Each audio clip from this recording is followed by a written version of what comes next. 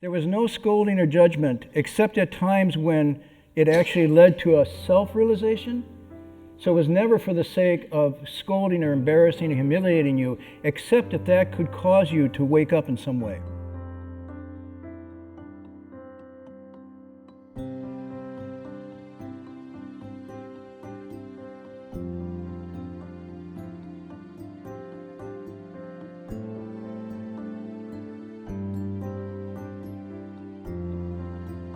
But it's a way the Master would teach us how to be aware of the smelting process.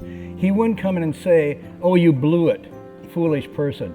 Shame on you," and scold you. And he wouldn't even say, "You broke your precepts." There was no scolding or judgment, except at times when it actually led to a self-realization. So it was never for the sake of scolding or embarrassing or humiliating you, except that that could cause you to wake up in some way.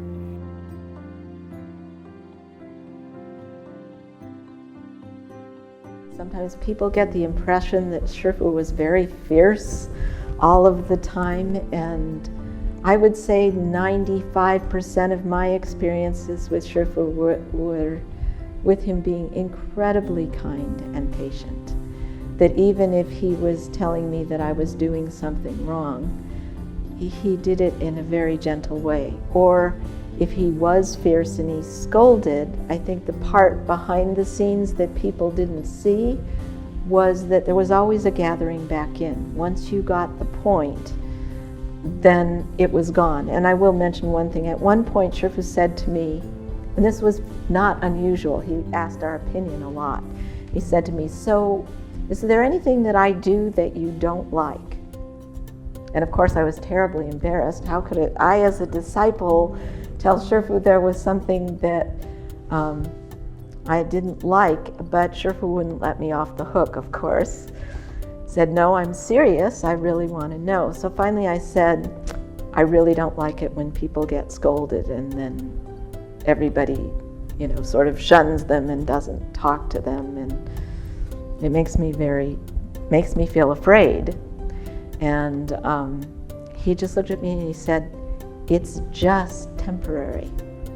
It's just until they get the point." And I think that's very important, that if he did scold people, it was never to hurt someone. It was always to help them, and always, if nothing else, would wake them up. He never scolded people just because he liked to scold. It was, if that was what would help you, he might be really fierce for a moment. If you needed someone to be very gentle, then he was very gentle.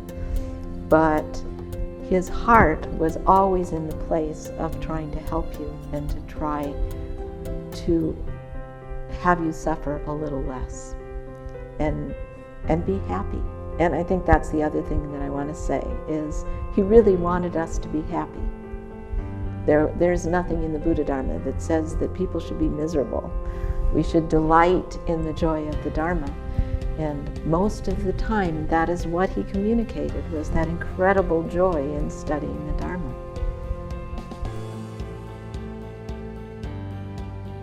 My dad said about him that he was like one of the guys that was the happiest guy he'd ever met, and they were out there just laughing it up. My dad and Master Hua were laughing it up there in the back of the monastery for an hour, or something like that.